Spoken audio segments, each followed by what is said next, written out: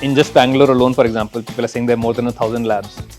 So is there a need for 1,000 in first? What we felt was that what if Dr. Lal and Metropolis was rebuilt today?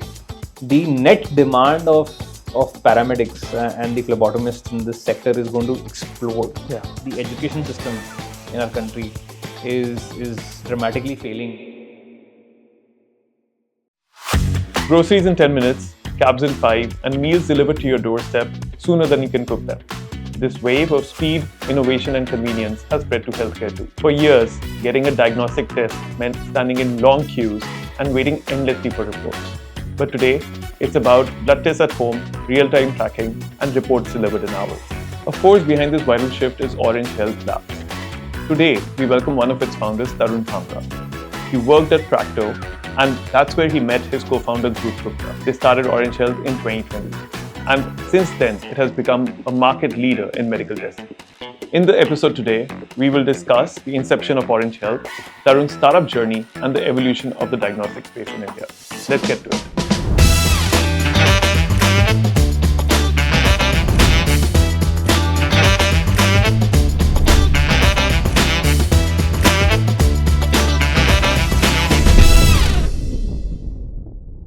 Welcome, Tarun, to The Vital Shift. Thanks for taking the time to be with us today.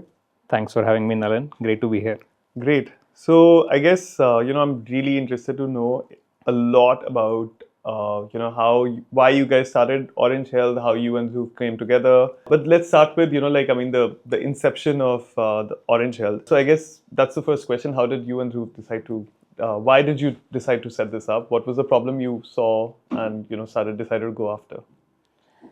Yeah, I mean, I think the idea of starting a company came before the idea of Orange Health, what it would be. The reason we decided to start a company in healthcare was essentially we realized that it's very hard to do innovation in healthcare just by being a tech platform, right?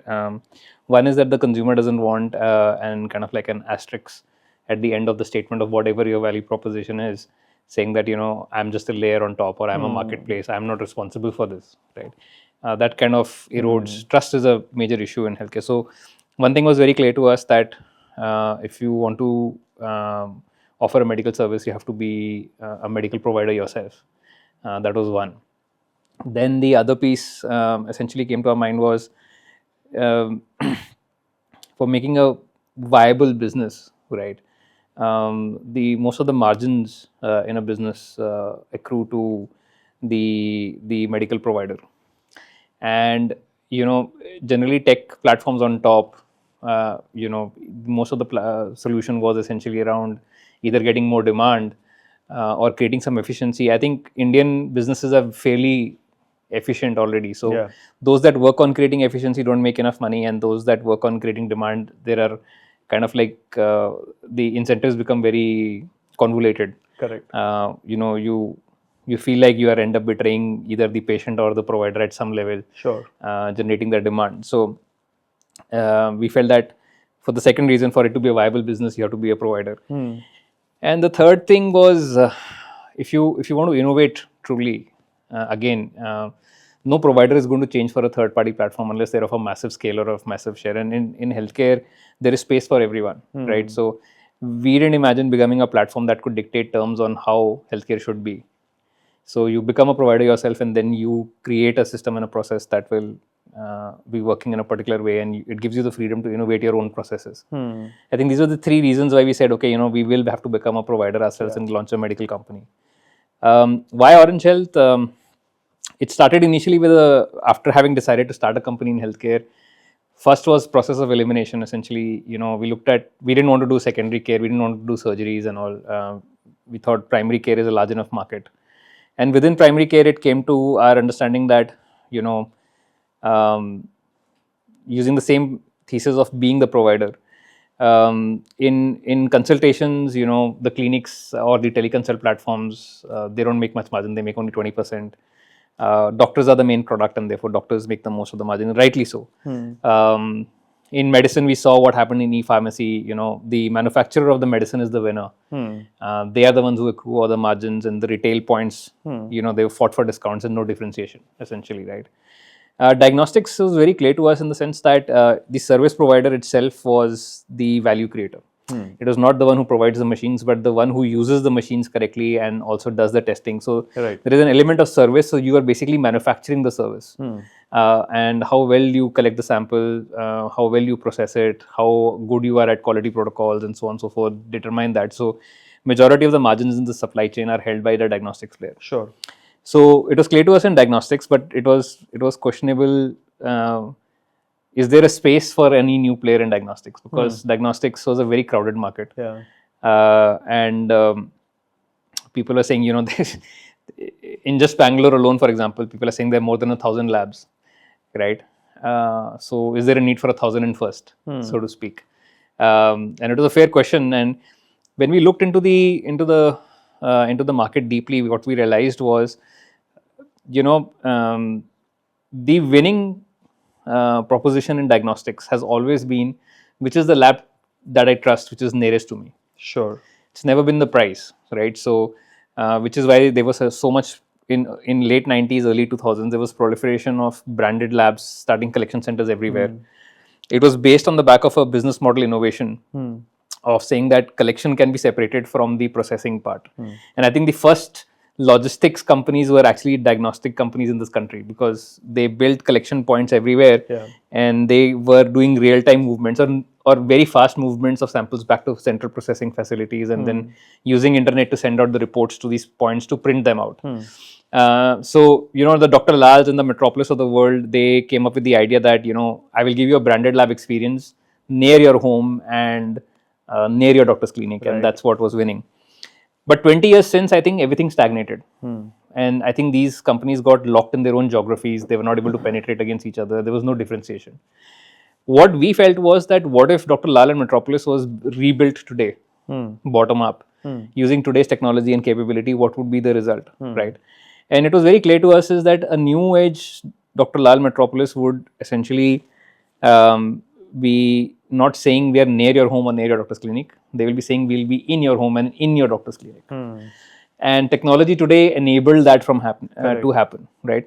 So our idea was that, can we build because convenience is such a huge factor, can we give you a branded experience, which is the fastest experience that you can experience, right? And inside your home. Yeah, so we said we will be India's first on-demand at-home diagnostics lab. Over the 10 years, we've seen taxi stands disappear everywhere because on-demand taxi became a reality.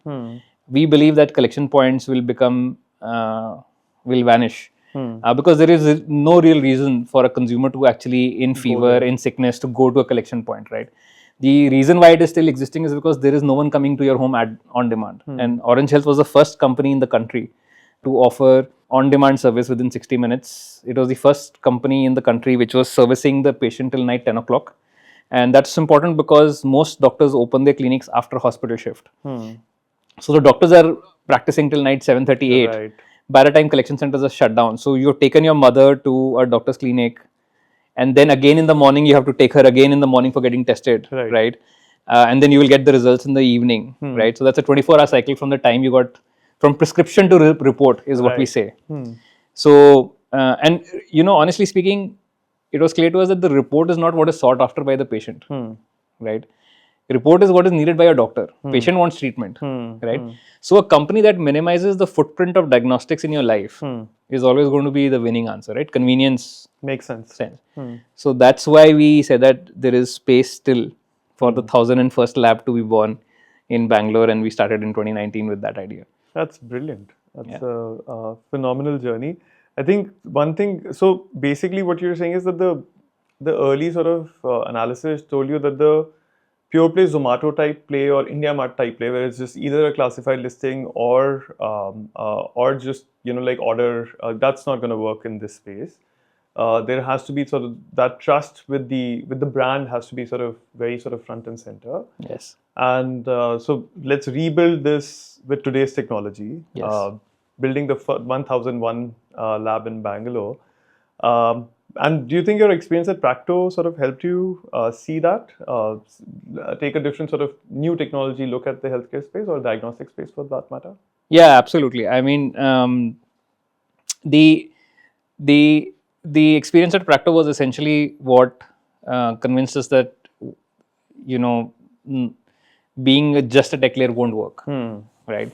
So Dhruv and I were both colleagues in Practo, and we were in charge of the consumer vertical, building out the teleconsult. So all at-home businesses, teleconsult, pharmacy, diagnostics, subscription for Practo, and we were linked as a layer on top with the with certain brands.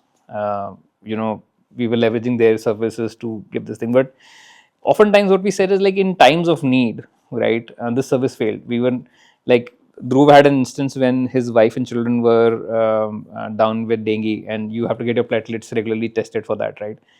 It turned out the best experience even in that scenario was for him to take their children, his children and his wife, to the nearest collection point. And the other thing that we saw was that whenever there was failure in service, right, just the visibility in the system was not designed to be provided to the consumer, right? That entire experience led us to build this.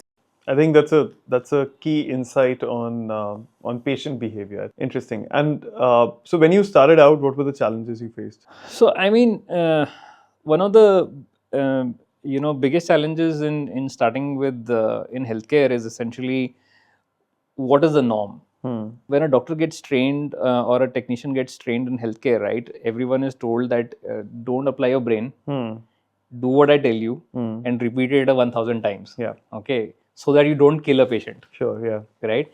There is a reason I'm telling you this, and I'm not going to explain all the reasons, but this is how you do it. Agreed. Right. That increasingly becomes fossilized, right? And the ability to question the norm in the system becomes a challenge, right? So one of the biggest challenge was to actually, question the norms of saying that why like this? We will not do it like this, right? Because when you're rebuilding the system bottom up, right, that is one question. So finding doctors who were willing to look at first principle basis of like how a lab is run, right? Finding phlebotomists who were willing to do work in a different way than what is the industry norm, right? Was one of the big challenge, right? One of the other challenges that was huge was it was actually a challenge and a blessing at the same time, is the standards of phlebotomists in the country were quite poor, right? Not only in theoretical knowledge, they were decent practically in the sense that they knew how to draw blood. Sure. But theoretical knowledge was weak, and in addition to that, the bedside manner was horrible, right? And also they were not well taken care of, right? Yeah, that's true. So they didn't have a good career path, and they had no expectations and standards to meet, right? So, setting up new expectations and standards was a thing. Just to get the idea across that we are not just in healthcare, but we are in hospitality industry, right? So, you have to show up well dressed in a white shirt, clean shaven every day with nail cut, and I will review you on it, right? And that was like, nobody else does this, and I will not stay in this company, right? So we had spate of resignations for the standards that we had expected, right? So I think these are some of the challenges. Changing the norms, of expectations was an initial rough patch that we hit, but it was also a lot of fun to work through them. And no part of you wanted to jump into the healthcare education bit at any point of time. I mean, there's only so many problems we can take on, right? I'm glad that Virohan is there to help us with that now. Interesting piece to me is that, I think COVID must have also played a key role in sort of shifting the diagnostic space from collection centers to home collection. I don't know if the market share moved significantly, like say 2019 to 2023, let's say. I don't know how much was the shift in percentage terms, and but my guess is that there was a shift. Massive. Yeah. Massive shift. And so I'm curious as to like, how did that shift impact the diagnostic space? And, was that consistent with what you had planned for Orange Health and the business that you were building? Or, did you sort of have to alter any of that? Yeah, I mean, as entrepreneurs, we had optimistic projections of what our business would be like, and everyone had questions about our optimism. And the thing that happened because of COVID was that we achieved the optimistic numbers, right? You're right about the shift. So just to give you some numbers, in 2019, 2018, if you would open up the investor presentations of all the public companies that are public diagnostic companies, you would say that like and even analyst reports, about 5% of their business was at-home business, right? That's it. Yeah, that's it. 5% was business was at home, and that's primarily because at home by 2019, 2020, at home was specifically designed for wellness package testing, not for prescriptive use case, right? So the tendency of the user was that if I'm sick, I will get myself tested in the clinic or at a collection center on my way back to the home from the clinic, right? So I wanted to get tested now, and because no one was coming now, I'm going to go to an offline center essentially, and I would search lab near me and go. If I see a brand which I like, I will go there. The at-home testing was focused only on wellness testing, which was a next day use case or a weekend use case, right? So you pre-scheduled it. You had to book it before 5 p.m. today for next day collection. After 5 p.m. you would get day after or whenever, right? They would charge you 200 rupees to come to your home, all of that stuff, right? And even when the new age guys came in like Tata 1mg and Healthians, right? They offered that, they continued the e-commerce approach to it, right? Because consumers would not trust a marketplace solution for sickness use case. I can take a discounted test only for wellness, which is not, the morbidity and all of this is very low on that front, right? So after the COVID era, the 15% of market became at home. So while the market was growing at 8 to 10% annually, the at-home business started growing at about 35 to 40% annually. That's pretty amazing, right? And that pace now continues because what consumers are realizing is this is a one-way door, right? Like say in a world which is now and I say this for like the millennial population which is entering the market, right? In 2015, the millennials of India were introduced to the idea of on-demand service in form of Swiggy and Uber, right? At the time, the millennials were 25 years old. People were born in the 80s, right? As their age has moved, right, over the last 10 years, with your age, whatever is the relevant use case has gotten converted from a local store or a father's phone number handy guy to an branded on-demand app solution, right? Yeah. So people have moved from taxis and food delivery that they needed at the age of 25. Then in around 2018, 2019, when you're 28 years old, you got settled, so you want groceries. So big basket came into being, right? And then after that, the next thing to take over was that, okay, in 2022, Urban Company really caught wind, right? Because now I'm settled, I'm 32 years old, I need an electrician, carpenter, I need to get a haircut in midst of COVID, whatever, right? Urban Company took off. What happens at 35? At 35, all your chronic conditions come onto being, your parents become old, your children are born, you need testing, right? And that's when that pickup has now started happening for this generation, right? So as this 35 years old are now entering into the healthcare market, right? And they have been groomed in the last 10 years that every need of theirs is met at home with these on-demand services, right? Which is why Zepto has taken off. Now we believe Orange Health will also be a very critical use case for this use case because there is nothing to be had to go to a collection center, right? Going to a restaurant, I might still enjoy a cup of coffee with a friend in a nice ambience. What ambience and what friendship am I enjoying in a collection point? Nothing, So fundamentally, there is actually no need for a consumer to be going to a collection point. Either you should be getting tested in the facility where you met the doctor, or you should be getting tested at home. This third point is actually an anomaly that exists only for the sake of distribution, which is an archaic business model. So healthcare is then having its sort of mainframe to smartphone movement, right? Like it's going from the hospitals and collection centers as sort of like where you had to sort of go and queue up and seek time to sort of, ready availability, almost ready availability. I think with,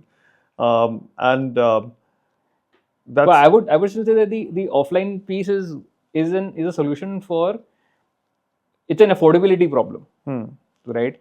fundamentally, when you come for something at home, the average efficiency of a person who's collecting blood sample falls down, right? Like, so if I'm deputed in a center, I can do 100 patients. If I'm asked to go around moving in a small area also, I can do maybe 10, 15 collections, right, at most. So that's a drop in efficiency by 1/8, right? Right. So I think it'll be an affordability issue, right?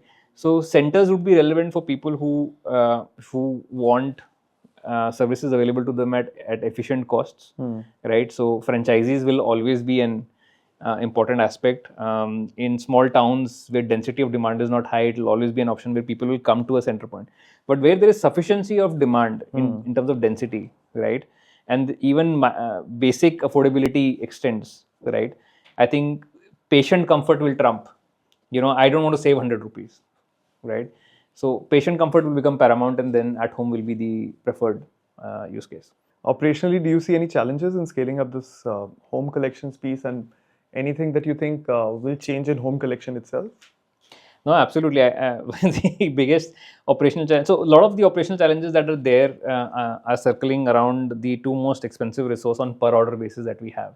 One is the doctor, and one is the phlebotomist, right? Doctors' capability with advent of AI and computer technology into testing, right? A lot of it is possible through automation. So, for example, we are able to pay very well to our doctors, but it's also because we are able to get much higher efficiency in reporting from doctors because it's supported with technology. So that's less of a challenge. That's an in-house capability. I think the bigger challenge is essentially around the skilled workforce piece, right? How are we going to serve? Orange Hills has had quite a good run. It's not massive yet, right? It's very small. It's like a drop in the ocean. Yeah. I do foresee a future if the so-called taxi stands of the world are going to disappear in diagnostics, which is the collection points, right?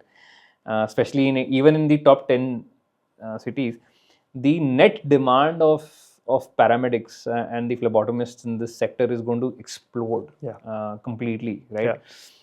So our current institutions are not well geared for this, right? I even say that even in case of, let's say, we say that the manufacturing era of the Healthcare of India is like supposed to be now up and coming, with China giving way to India, right? But having worked in manufacturing sector in ITC in beginning of my career, I can tell you that one of the main reasons we might still again miss the boat is essentially we don't have sufficiency in talent in terms of running machineries. So vocationally trained people is a major issue in our country, right? Our workforce is not ready to employ, and there are very basic challenges, right? The quality of education in our country, see what has happened is, right, the job has become evolved, right? It involves using technology. It involves a certain degree of bedside manners. The paying class is willing to pay when the service is up to a certain level, right? Now the basics of communication, the basics of bedside manners, the basics of being able to use technology, right, properly, right? These are very critical issues to be able to explain what the consumer wants explained, right, or a patient needs explaining on. Ability to follow protocols to the T, right? Like there is a distinct gap. Let's say if you go and meet a technician in Japan, or you go and meet a technician in US, and you meet a technician in India, right? Just the willingness to follow SOPs or even comprehend them is like a huge difference, right? You cannot reliably expect a technician in India to go through the SOPs of a machine, right, and then be able to execute it. This is the reading comprehension is questioned, right? This is a fundamental challenge, right? And I really feel that the education system in our country is dramatically failing the economic opportunity that our country has in front, right? And some radical work needs to happen in this area, right? That's a huge challenge. Yeah, no, I think just a personal anecdote I'll throw in there. I think Virohan started in 2019, and I think one of the first things, obviously, when you set up an organization like Virohan, is that you're trying to look at the curriculum. And I think I was surprised with the fact that there was really, there was a curriculum, sure, broadly speaking, but I think but the way at least I was looking for was that, a phlebotomist has a predictable job role. Why should the curriculum then not be also a process? Like, I mean, in the sense that let's define it exactly what the phlebotomist has to do, right? And even basic understanding, right? To be, for example, one side effect of like just rote learning the theory, right, is Yeah. also is like your inability to handle variation Yeah. on field, right? Because you don't have base understanding Absolutely. at your core, right? You're not able to respond to a situation that slightly deviates from the norm, Correct. Yeah. right? And it just freezes you, right? Yeah. Like you don't want to do anything, Yeah. or you end up doing something completely off because you're just, you're like a kid in a swimming pool splashing water around, right? Yeah. I think the muscle memory will kick in, as you mentioned earlier in the conversation. At some point of time or the other, the SOPs will become muscle memory for the phlebotomist. But I think the theoretical knowledge is very important for when the situation actually moves away from what you expect will happen next, right? Like so if the patient is exhibiting any type of symptoms which are unexpected, or like, I mean, the patient behavior is different, I think the phlebotomist needs to be able to respond on his or her feet. No, just I'll give you an example. Okay, Yeah. and we had this case with the celebrity. Okay, like a celebrity. I'll not name the celebrity. It was a celebrity, but it was an escalation. It was very embarrassing, right? Like we had a fresher join us, right? And in Orange Health, we don't differentiate. Like we don't do this thing of this is an important person, send Sure, this yeah, thing, yeah. right? So we depend on the system. We do certain amount of training, and we send that person out, and weird stuff like what happened was that the patient was probably dehydrated, right? And so the vein collapsed right in mid collection. So you have like they were not able to complete all the tubes, so they needed to take 4 tubes. They got like I think 3 or 2 out of the patient. So in in all wisdom, the phlebotomist decides in front of the patient, right, to open the cap of the tube and then mix the blood on the other one and like put it in, saying that okay, it's fine. The sample is completed, and it just shocked the patient also, right? And it shocked us also. Like now we have to go to this level. Someone who has finished 3 years of diploma course, done a DMLT, right? Yeah, no, that is not the right theoretical foundation for sure. Yeah, so I'm saying even that's what I'm saying, the understanding of theory itself, right, is a problem, because I just passed an exam. Yeah. They passed exams after exams after exams. They probably passed 6 semesters of exams, right? And to land with the idea that I can mix a tube on field, right? I mean, it's insane. And then we realize that, we will have to invest insanely heavily in retraining everyone. And that's when we had to like launch internal training academies, right, for Orange Health. And then we had to take re-exams, and we had to write down all kinds of wrong things that can happen, and see companies reinvesting into education. That's like how much money you want to waste. The first the kid's parents wasted money in educating the person. Now the company is wasting money in educating. This is like wastage in economy at another level, right? So these are the kind of problems we have, right, in this country, right, which actually like most other countries have solved, right? And this is where I think is going to be the biggest lag in growing the economy for us, right? Having a good, well-trained, capable workforce is going to be the limiting factor in our economic output. I think for Virohan also what you said is true, that like we've had a good run, but it's a drop in the ocean. And I think so every employer that I speak with, I think it's a similar story where employers are having to build out these training organizations that I don't think any of the employers want to do, but it's just just where the ecosystem is at. There is no other option. Yeah. What is it that you look for when you're hiring people, though? Like especially phlebotomists, like what is it that you look for, or maybe not specifically you, but what does your team look for? Yeah. So one of the things that we are looking for is of course a basic amount of skill in being able to do a prick, right? The person is not queasy around blood or is not shaking. That kind of thing should not be there. So they should be comfortable with the idea of what it is that they do fundamentally. Because that's the other thing in this country, like for seeking employment or whatever course they can get, they get into that course and then they're not suited for that capability, and then they're just forcing themselves to stay in it. So that's a challenge. You have to filter for that. Second is a base level of communication skill, right? Communication skill and comprehension. So because that inhibits our ability to train and also make them better at bedside manner, right? And the third thing that we look for is essentially attitude, right? In attitude, in the sense that, see, this job requires you to be, you're in hospitality, right? The other person is on a short fuse already. They have 104 fever, right? You need to be able to handle the patient, right? And you need to be willing to be of service, right? So what does it need for you to be of service, right? You can't have an attitude about it. You can't have a chip on your shoulder, right? In this business, right? So you need to be willing to follow protocols. There are rules that you need to be doing every day, right?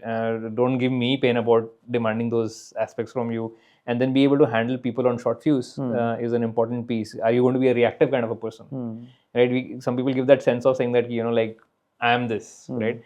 That won't work in healthcare, right? So these are the three things that we look for: a base level of skill, a base level in communications capability, and then a decent attitude towards being helpful to patients. Makes sense. Those are the 3 pillars of our curriculum. Awesome. But I think so. Those are on the quality side. When hiring, is there also a quantity challenge, or that's not really the challenge that you face, and it's really just the quality challenge? Oh, it's a huge quantity challenge. So, for example, our pass-through rate is right now. We have had better success with Rohan, essentially. But on an average, when we do hiring from industry for experienced phlebotomists, so we don't even take as many freshers, right? For experienced phlebotomists, we have an acceptance rate of about 25%. So 1 in 4 people who come and interview us who are working in companies, diagnostic company, make it our interview process. And of the 25% that we select, we have a dropout rate of about, I think, 35 to 40% because of attitude problems in terms of like our expectations in how we want work to be done, and your grooming standards to be a certain level, and willingness to pass. So you have to pass that 100 hours training course. So your ability to do comprehension and able to pass those tests, right? So we have another 40%. 40-50% dropout there. So net we are able to hire about 15% of the original funnel. That's 1 in 8 applications effectively. And when you're growing at about 100% year on year, and you have 1 in 8 acceptance rate, you need to do 800% interviews. Then your device is just like it's very taxing from that perspective. No, that's exactly. It's a huge problem, and zoomed out, not just with Orange Health, but I think zoom out at an India level. I think putting the businesses aside for a minute, I think as looking at the nation, I think this problem definitely needs to be solved. And we have surplus of people. Yeah. It's not people who are looking for job. It's the intermediate point, and I think like you guys are in. You guys have a very difficult job, but like in terms of opportunity, I think Virohan is right in the middle of like the biggest opportunity ever. And like most of the healthcare providers, including us, are rooting for your success. We will be the biggest losers if Virohan doesn't become a huge company. As pleasant as that is to my ears, I think that's also a common theme I'm getting across in all my dialogues with employers. So I know that this really is honestly a very big pain point. I think the unfortunate thing is that the awareness about phlebotomy as a very promising career is right now at a very low point. And I think that's the challenge that I guess we have to solve for. We really have to drive home the awareness in the market, because as you rightly said, there are jobs available. There are people looking for jobs. That connection is missing, and I think that's the problem to solve. Absolutely. I mean, no shade on the other companies who do this, because they are employing people and they're giving employment to people who are who need to run families. So, but it's really disheartening to hear people who have done diplomas, degrees, and even post graduations doing food delivery. Yeah. Right. That's not the skill set matching you want to do, which essentially means that the education has failed them, and probably economic opportunity is not there. Correct. Right. But in terms of phlebotomy, I think it's a huge potential in career. Orange Health, for example, has invested heavily in creating a career ladder for paramedics. We try to bring a lot of respect and this thing. So just to give you a little bit of background, I come from armed forces background. My father was in Indian Air Force, right? Okay. And one of the things I felt was that to get to get the standards to improve, right, you need to bring in some degree of pride and honor into the profession, right? And which is the reason behind the e-medic uniform in Orange Health, right? So e-medic uniform in Orange Health is, it looks like the person, he or she looks like a Navy pilot. They're wearing a white shirt, they're wearing blue trousers, it's with a belt, and they have ranks on the shoulders, right? So it goes all the way from first stripe to three stripes. Then there is honor codes and all of those things, right? So Wow. there is an borrowed from the forces. There is a ranking system in the company. You become from level 1 officer, level 2 officer, level 3 officer, you hub management officer, training lead, so on and so forth, right? So there's a full career for you to grow into in the next 10 years. It increases your base salary, which helps you afford your family and grow in the company, right? And there is a 6 monthly honor ceremony that happens in Orange Health, where the paramedics come in with their families, right? It's an event. They get new ranks and promotions in front of their family. That's amazing. Right? And then we celebrate them, and then we work with them. So when you see an Orange Health e-medic with 2 stars on their shoulders, it essentially means that they have had over 2,000 collections, and they have over 400 5-star ratings from their patients, right? And they've undergone at least 400 hours of training, right? So that's the level growth. And I think if we are able to build domestically great force, I think eventually these people are going to be great resources for international placement as well. I have a friend of mine who has recently started a company for placing, people from India to international placements, right? And huge demand for Indian medical staff in UAE, in London, in Canada, in the Western countries. So I think it's up to us as medical providers to showcase great career opportunities, and also for us to go to educational institutions like yourselves and universities to go and present. Like for example, in engineering, companies would come for pre-placement presentations and all of those things, right? We should go and present. We should advertise a lot more. Yeah, I completely agree with that. So, but I definitely think, just to give you a sense, a paramedic during the sickness season, for example, July to September. Outside the sickness season, also a paramedic in Orange Health would easily make around 35 to 40,000 rupees. But in sickness season, the demand goes up. There are many paramedics who make in excess of like 60, 70,000 rupees per month. That's really good, right? So that's there, and then there is officer ranks inside this thing that they get officer incentives on top of that for taking additional responsibility for managing their team of phlebotomists. And then there is a permanent job role in form of like training leads. Yeah. So for those of you who are listening to this podcast, it's a good career option for you to consider. I think I think for all of our students, this is very, very relevant.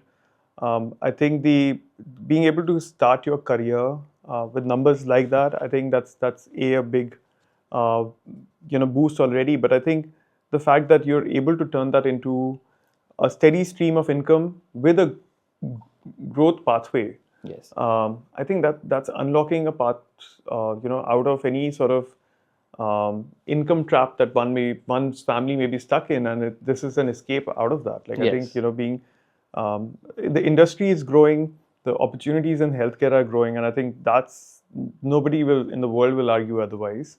Especially in India. And of course, you're right that there's global demand also.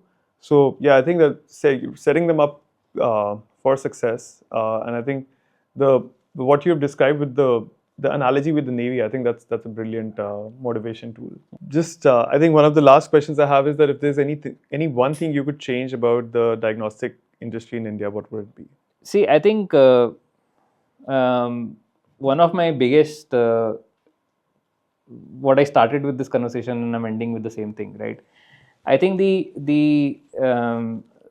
people who are doing accreditation and regulation in the industry, right, need to